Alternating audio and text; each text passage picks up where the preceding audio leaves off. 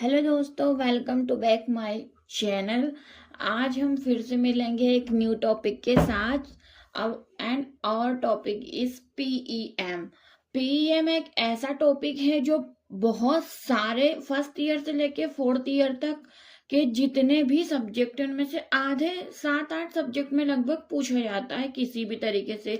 इस पे short notes पूछ लिया जाता है, इसके कारण पूछ लिए जाते हैं, इसका मैनेजमेंट पूछ लिया जाता है।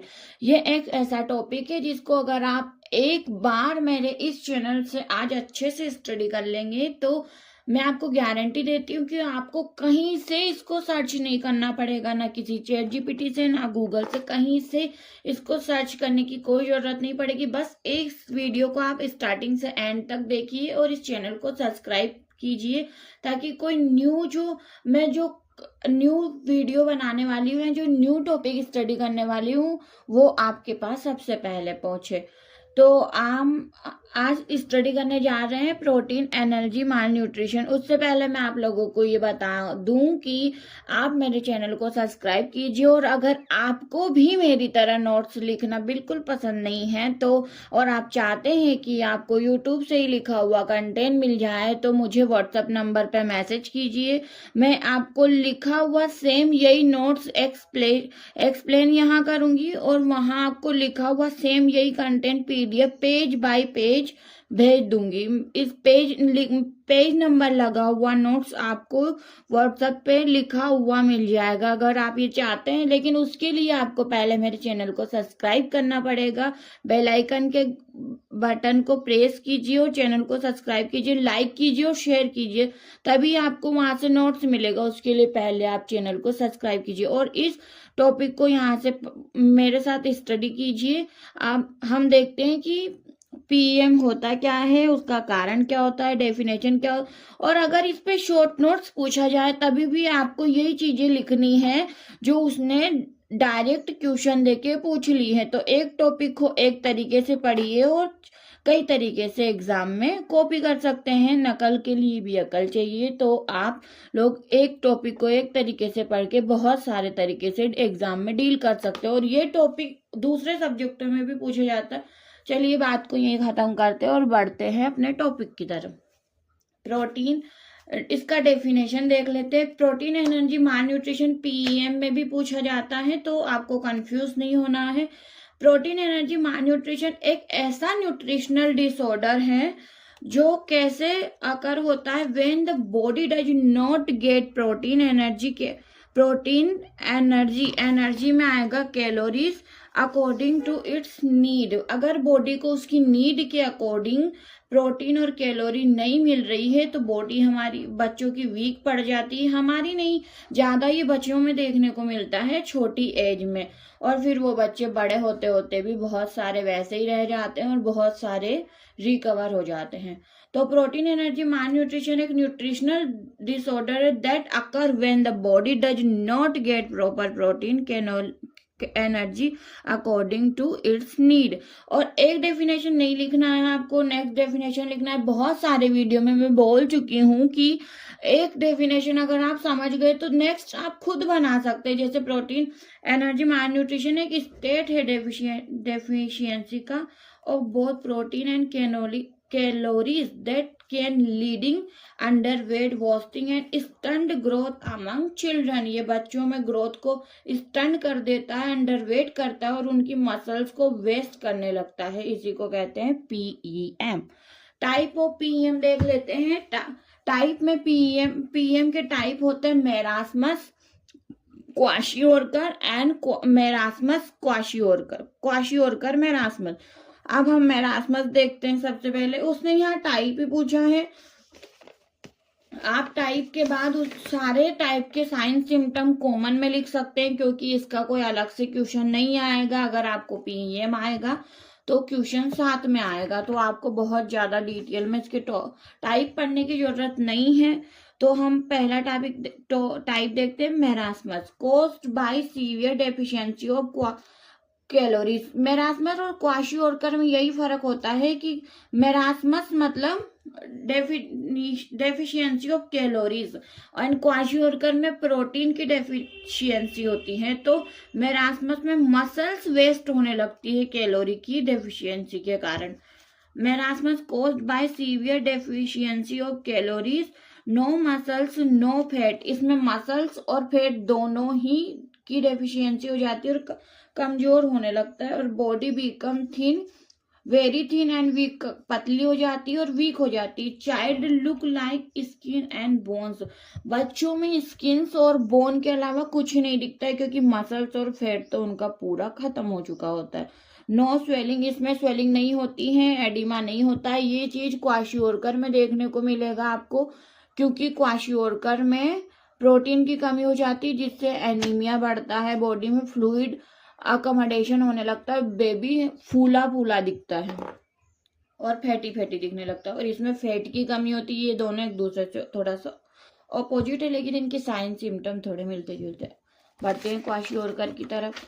Kwashiorkor caused by severe deficiency of protein, swelling in face, जैसे मैंने पहले ही बोल दिया है कि उसमें अकोमोडेशन होने लगता है एक्स्ट्रा फ्लूइड का बॉडी में, तो फेस, लेग और फीट पे हमेशा फूला फूला दिखेगा, स्वेलिंग दिखेगी, hair become thin, brown and discolour दिखेंगे, और चाइल्ड में look fat but actually weak, वो बच्चा वीक होगा लेकिन दिखेगा हमेशा फेटी फेटी।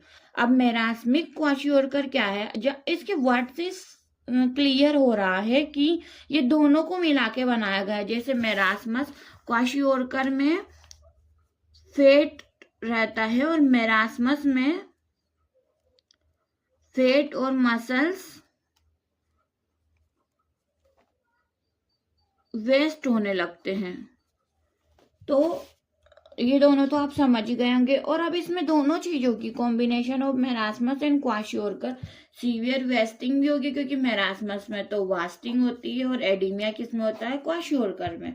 अब इसके साइन सिम्टम देख लेते हैं। साइन सिम्टम हम कॉमन में पढ़े, आपका मन हो तो आप एग्जाम में, अगर आपके पास टाइम बचे तो आप अलग अलग भी कर सकते हैं, नहीं तो अपन साथ भी लिख सकते हैं, क्योंकि ये कोई ऐसा पर्टिकुलर अलग से पूछा जाने वाला टॉपिक नहीं है। Sign symptom of PEM, severe weight loss होगा बेबी का, जैसे हम क्वाशियोर मेरास्मस में देख चुके हैं।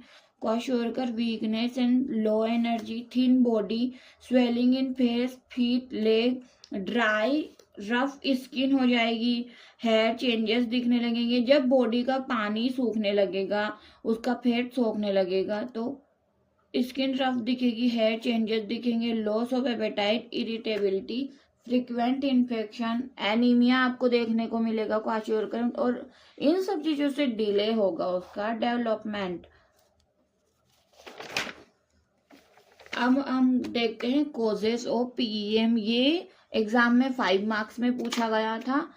तो कोजेस ऑफ PEM, पहले हम इसको फ्लो चार्ट में देख लेते हैं कि क्या क्या कारण हो सकते हैं। अगर किसी भी क्वेश्चन को अपने ऊपर लेके देखा जाए या अपने ऊपर लेके पढ़ा जाए, तो मेरे हिसाब से उसको पढ़ना या याद रखना बहुत आसान हो जाएगा। जैसे कि PEM एक प्रोटीन, कैलोरी या का डेफिशिएंसी है और एक न्यूट्रिशनल डिसऑर्डर है। तो किस किस कारण हो सकता है कि अगर फैमिली पुअर है, अगर लोग गरीब हैं, तो बच्चों को प्रॉपर न्यूट्रिशन नहीं दे पाएंगे, क्योंकि उनके पास इतना इनकम ही नहीं है कि बैलेंस डाइट दे पाए। लार्ज फैमिली साइज है, तो हर बच्चे को प्रॉपर न्यूट्रिशन और प्रॉपर एजुकेशन मिलना संभव ही नहीं है। रिपीटेड इन्फेक्शन है, इन्फेक्शन बार बार होता है, तो उससे भूख मरती है, जिससे बच्चा, उसके न्यूट्रिएंट्स अपने आप लॉस होने लगते हैं बॉडी से। पॉवर्टी, गरीबी, भाई गरीबी संसार में बहुत बड़ा दुख है, जो हमारे इंडिया से तो मुझे नहीं लगता कभी भी लुप्त हो पाएगा, बट फिर भी कोशिश कर रहे हैं मोदी जी। अर्ली वीनिंग, मतलब आजकल लेडीज फैशन ज़्यादा फॉलो करती हैं, तो वो पतला होना पसंद करती है, जिससे बच्चे की जो वीनिंग मतलब जो फीडिंग है उसको जल्दी स्टॉप कर दिया जाता है। Causes of PEM, low birth wait, अगर बच्चा पहले से ही अंडरवेट हुआ है, तो उसमें जो उसके रिजर्वर होते हैं न्यूट्रिएंट के, जो सिस्टम होता है उसका डाइजेस्टिव, वो पहले से ही वीक होता है, तो this can also be a cause of PM. Lack of health services, अगर उसमें हेल्थ सर्विसेज की, अगर उस एरिया में ही, जैसे रूरल एरिया है, ईस्टर्न एरिया है, लैक ऑफ हेल्थ सर्विसेज से प्रॉपर मॉनिटरिंग नहीं हो रही है बच्चों की, आंगनवाड़ी कार्यकर्ता ठीक से काम ही नहीं कर रहे हैं, तो early detection are not possible of PM. Culture and food habits, कि भाई हम तो हिंदू हैं, हम ब्राह्मण हैं, तो हम मांस नहीं खाने देंगे बच्चों को, मांस नहीं। ऐसा जरूरी नहीं है कि मांस से ही बच्चों को प्रोटीन मिलेगा, लेकिन एक जो हैबिट होता है खाना खिलाने का, उनको प्रॉपर ध्यान तो दे। कई घर के बच्चे ऐसे होते हैं जो रात को खाना खाए बिना ही सो जाते हैं, प्रॉपर खाना ही नहीं खाते हैं, तो उस चीज का असर होता है। बच्चों को प्रॉपर खाने पे ध्यान दे, बच्चों, मम्मी पेरेंट्स को भी ध्यान रखना पड़ता है हमारा बच्चा कितनी बार खाना खा रहा है, नहीं खा रहा है। ये चीज होता है लैक ऑफ अवेयरनेस, लोग जागरूक ही नहीं है। ज्यादातर ऐसी चीजें रूरल एरिया में देखी जाती है, वहां लोगों के पास इतना काम होता है भाई, इतना काम होता है, उन लोगों को चिंता ही नहीं है अपने बच्चों की, बच्चे हमारे दिन में कितना खाना खा रहे हैं, नहीं खा रहे हैं, खा भी रहे हैं कि नहीं खा रहे हैं। मैटरनल माल न्यूट्रिशन, मदर ही पहले से ही वीक है भाई, क्या करा जा सकता है, उनको ही खुद की चिंता नहीं है, तो बच्चा तो पहले से ही माल नरिश्ड होगा। अब देखते हैं इन कारण को सबको डिटेल में। Poor diet, food is a most important external cause of PM. खाना भले एक्सटर्नल हो, लेकिन सबसे इम्पोर्टेंट पार्ट होता है, हर इंसान खाने के लिए काम करता है। और child does not get enough food with rich protein, fat, carbohydrate, minerals and vitamin, ये क्या करता है, लीड करता है प्रोटीन, एनर्जी, माल न्यूट्रिशन। पॉवर्टी क्या होता है, गरीबी, बहुत बड़ा दुख का कारण है, मैं तो बोलते ही गरीब हो जाती हूँ। Poor family does not afford balance diet leading to malnutrition, specially in slum and rural area. Poor family जो होती है वो अफोर्ड नहीं कर पाती बैलेंस डाइट। बैलेंस डाइट किसको कहते हैं, प्रॉपर मात्रा में प्रोटीन, फैट, कार्बोहाइड्रेट, मिनरल्स और विटामिन जिस फूड में पाए जाते हैं उसको बैलेंस डाइट कहा जाता है। वो अफोर्ड नहीं कर पाती गरीब फैमिली, और लीड करती है malnutrition, specially in slum and rural area. अब हम देखते हैं अर्ली वीनिंग। अर्ली वीनिंग का मतलब होता है कि ब्रेस्ट फीडिंग को जल्दी स्टॉप कराना। तो if mother stop breast feeding early और introduce thin the child does not get nutrient, it can lead to PM. पढ़ने से ही समझ में आ गया होगा, ये भी बहुत बड़ा दुख का कारण है, पीएम के होने का कारण है। Repeated infection like diarrhoea, measles, tuberculosis and respiratory infections. ये रिड्यूस करता है भूख को और इंक्रीज करता है न्यूट्रिएंट्स लॉस को। दिस वर्सन पीएम, जो क्या है, पीएम का एक बहुत बड़ा कारण हो सकता है।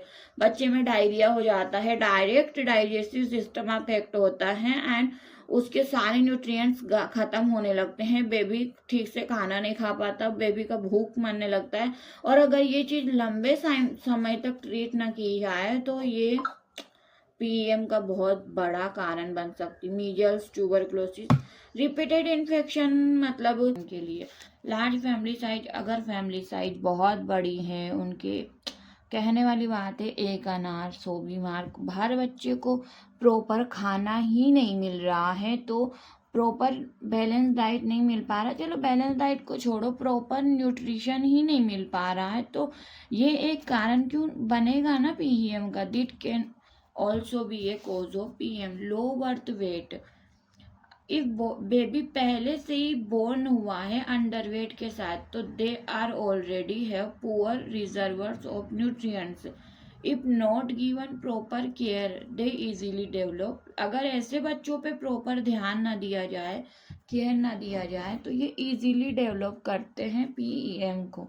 कल्चर एंड फूड हैबिट्स, बहुत सारी कम्युनिटीज अवॉइड करती है गिविंग प्रॉपर प्रोटीन फूड, जैसे एग, फिश, मीट हम लोग नहीं खाएंगे भाई, हम लोग ब्राह्मण हैं, हम लोग जैन हैं, हम लोग इस धर्म से, हम लोग ये सब खाना प्रीफर नहीं करते, ऐसे कहने वाली बहुत कम्युनिटीज, उनकी बिलीफ के कारण वो जो बच्चे हैं उनको प्रॉपर न्यूट्रिशन नहीं मिल पाता है। This can also leading deficiency of PEM। Lack of awareness, parents और फैमिली को पता ही नहीं है कि बच्चे को खाना क्या देना है, बच्चे को खाना देना भी है कि नहीं, फीडिंग कब कब करवानी है। तो parents have no proper knowledge about feeding practice, this can also be a cause of PEM।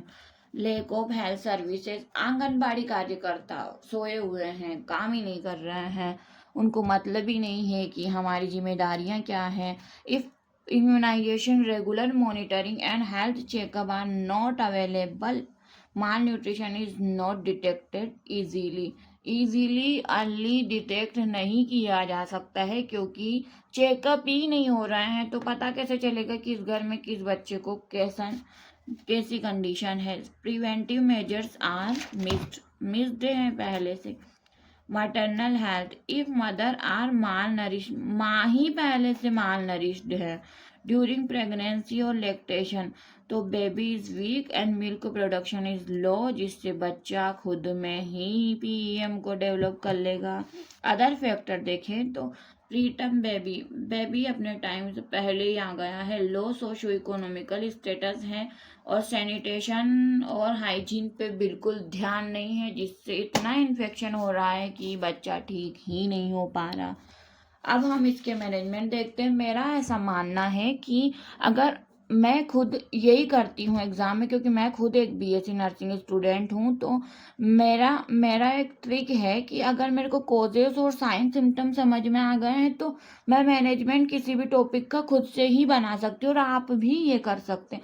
अगर हम पहले से जान लिए हैं कि उसका कारण क्या क्या है, तो हम उस चीज़ को का कारण से उसका मैनेजमेंट पकड़ सकते हैं। साइन सिम्टम मतलब उसको दिक्कत क्या क्या हो रही है, तो हम किस किस तरीके से ट्रीट कर सकते हैं।